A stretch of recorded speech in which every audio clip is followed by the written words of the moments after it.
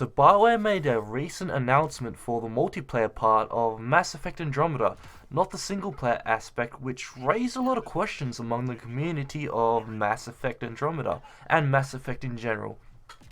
Now this announcement was including a new difficulty for the multiplayer, Platinum, which was the de facto hardest mode originally in Mass Effect 3 multiplayer, and which is now making a return as the new hardest mode for Mass Effect Andromeda multiplayer. Along with the new difficulty, it is seen in the trailer or the footage that the race Batarians are come along to the multiplayer as well, most likely in the form of a new multiplayer class. Now, this race, Batarians, was actually originally from the original trilogy, and no one expected it to actually come to the Mass Effect multiplayer universe. We originally thought that the Quarians were going to come to the single player universe first, and then maybe other races like the Batarians later on, but we didn't expect the Batarians to come along first. Now, when are we actually getting this? On here, the actual date is July 6, 2017. So, what can we actually expect? Well, Billy Buskell from BioWare actually posted a tweet that said, "Hope everyone enjoyed the teaser today. Pro tip, make sure to get all your mission funds this week." Now, what does this actually mean? Now, obviously there's going to be new items that you can purchase with mission funds. However, you may now be able to purchase ultra rares with mission funds. Over on the Reddit for the Mass Effect co-op, a user asked in a previous stream if they could make ultra rares purchasable, and Fernando responded along the lines of, something we can discuss in the stream. Now this may actually mean in the future, or even in patch 1.09, this will allow us to purchase guaranteed ultra rares for a large amount of mission funds. However, what does this mean for single player? While I personally don't delve into the single player as much, or well, I don't really do it at all, a lot of people are very upset with this new announcement because a while back at May 11th, an article posted at Kotaku on the headline, "Sources, BioWare Montreal was downsized, Mass Effect put on ice for now." Now, to summarize, the article is talking about how BioWare has put Mass Effect on hiatus, made Andromeda's development team, BioWare Montreal, into a support studio, and a lot of the Montreal employees were sent to other studios like EA Motive to work on other projects. Now, that isn't to say BioWare Montreal was disbanded, more so that a small handful of people were left behind to keep MEA Andromeda updated and maintained.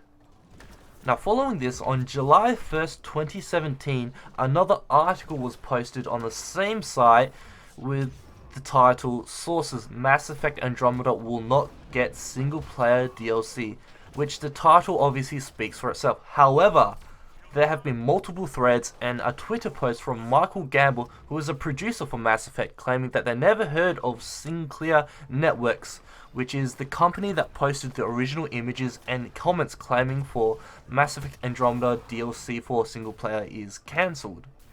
Now, as of this moment, there is currently a big movement on Twitter in the form of a hashtag movement, which was made supposedly in the case if single player DLC was cancelled, which is called hashtag Save the Quarians. Save the Quarians because people playing MEA multiplayer believe the first single player DLC should be centered around the Quarians. There's also been various hints about the Quarians in Apex missions as well. So does this ultimately mean that single player DLC is not coming? Well, first off, I want to talk about is the model that they showed for the Batarian actually looks like it fits in the Mass Effect Andromeda universe. It doesn't look like it's a copy and paste with a few touches here and there imported from Mass Effect 3. The model actually has the kind of sleek kind of style of the models that we have for Mass Effect Andromeda.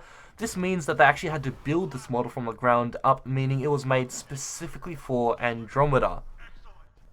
So obviously this then spawns a theory where this Batarian model was originally meant for the single player DLC and was bundled in together.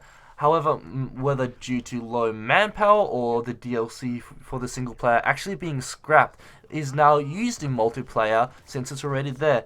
I'm not saying this is the case. All I'm saying is that it's a theory, and that it's a theory created from the information given to us and what we have so far. Now, going off a bit of a tangent, another reason why fans are even more upset is because of the game Anthem. Now, Anthem is a game that's being developed by BioWare, which was released at E3, or revealed at E3, with BioWare developing a brand new game and with a brand new image, which is Anthem. According to an investigation by Kotaku, many skilled devs were actually pulled off Mass Effect to work on Anthem, and to many Mass Effect fans, they claim that Anthem is the game that actually killed Mass Effect Andromeda. So all in all, there is no concrete proof that single player DLC is canned. All that can be made right now are speculations. I don't actually personally play the single player. However, with current things, I do believe as of this moment there is no more DLC for the single player. Now, moving on from that, now that Platinum is coming out, what does this actually mean for the Mass Effect Andromeda multiplayer? So, a lot of discussion has been had, and one of the major accepted points is that high damage builds will be greatly welcomed on Platinum. So some things I'm actually interested in finding out is, while this is true, I like to see whether things with classes that have a lot of CC, a lot of control, would they be very useful at Platinum for like dealing with large groups of enemies and help control them or CCing them. Now, remember, this is Platinum, which will mean that you'll likely be going up against all bosses right from the get-go and face off against every enemy possible, since that's the Platinum that was in Mass Effect 3 multiplayer. Also, the difficulty from Gold to Platinum will be a much larger spike than Silver to Gold. So we'll build with a lot of staggering crowd controlling and detonations, less focused on actual weapon power. Will they be weaker in Platinum on Mass Effect Andromeda?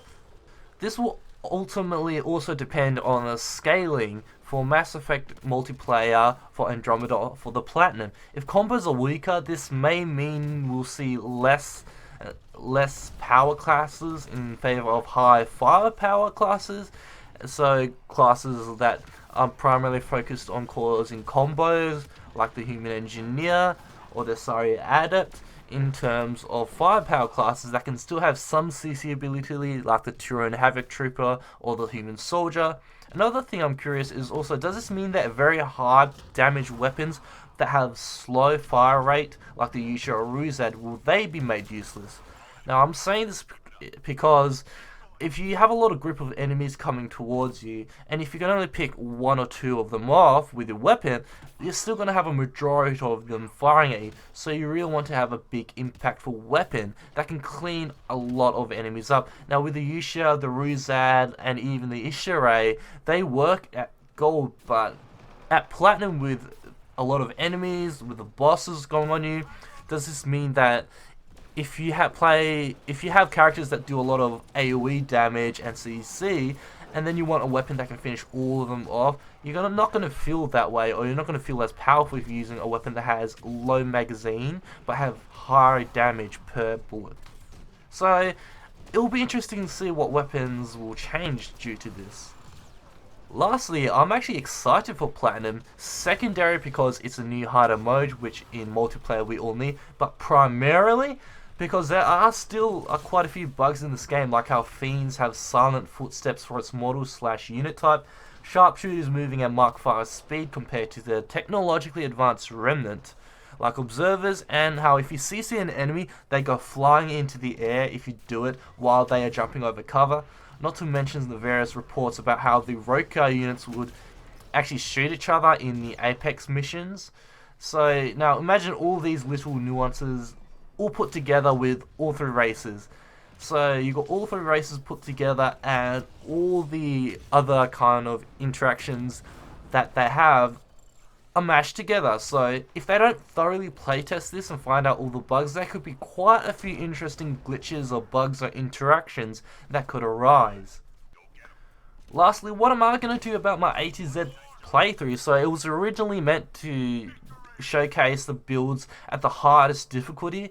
So what I've been thinking is that I've actually decided I'm actually going to continue the playthrough, but I'll have it for Gold, and I'll have a separate playthrough using the same builds, but instead of doing that as a playthrough, I will actually do it as a kind of, does this build work in Platinum A to Z playthrough? So that's really it for this video. All the links about everything that I've talked about will be in the description below. Thanks for watching, everyone, and I hope to see you guys next time. See ya!